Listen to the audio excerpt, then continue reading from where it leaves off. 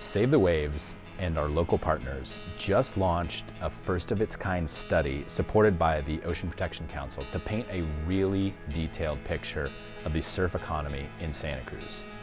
The goal was to create the most nuanced portrait of the economics and show local and state leaders the value of a wave, the importance of surf breaks in communities, and how these things are vulnerable to climate change. We are trying to introduce the concept that surf ecosystems are places that need to be considered when we're looking at coastal development and coastal protection, but also we need to be thinking about them as economic drivers.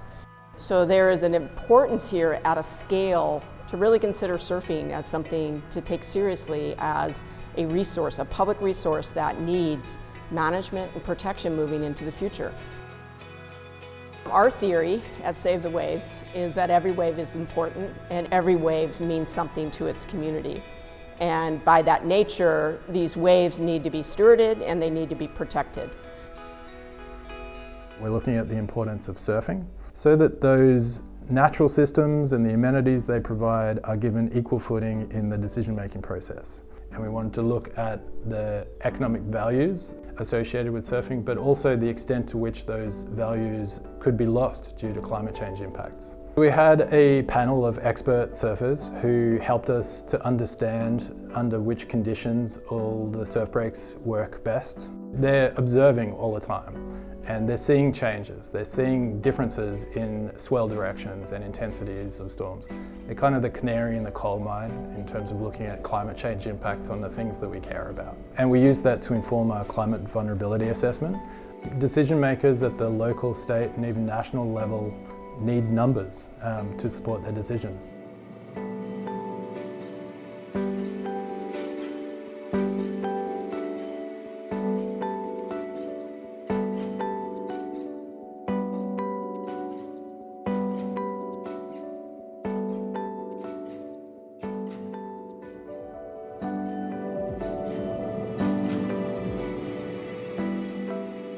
Now we know the revenue, we know the numbers, but we wanted to get a better picture of who's not included in this economic portrait.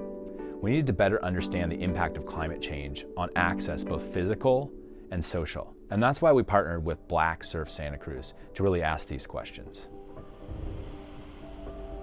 Our mission is to promote physical, spiritual, and communal healing through surfing, education, and recreation. So really aiming to get people into the ocean for the first time.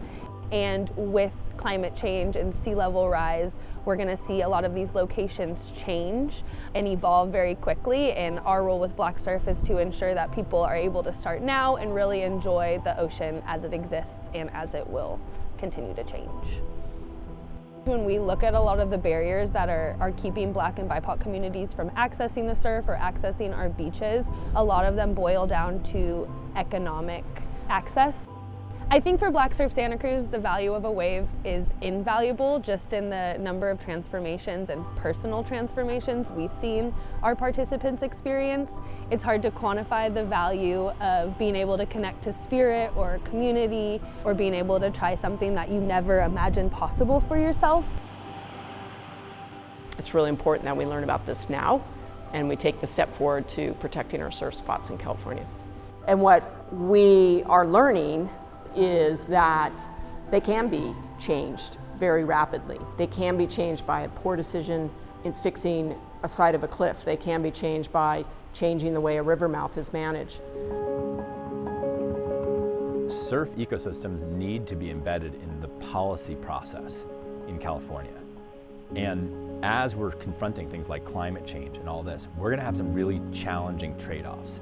And if they don't have status, if they're not recognized, we are losing out on the natural capital that we have. It's also compatible with longer term goals that we have as a state of protecting 30% of the coastlines by 2030. We have a much better understanding now of the economics of surfing in Santa Cruz, but more importantly, we have a blueprint for how to bring this statewide.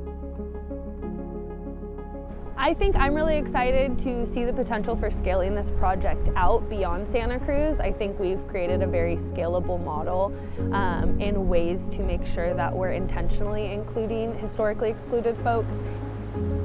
It's we have 800 miles of coastline that people can explore and they can immerse themselves in an activity. It is about that experience of being in an ocean that is clean, that is alive with wildlife and biodiversity. And so we want to talk to our elected leaders about the value of these places. It's time now to start thinking through these places as resources that may need protection rather than trying to do it after the fact. But if we start today, the people who are standing on those beaches or looking off those cliffs, 4 decades from now, there will be some reflection of the types of actions that we took.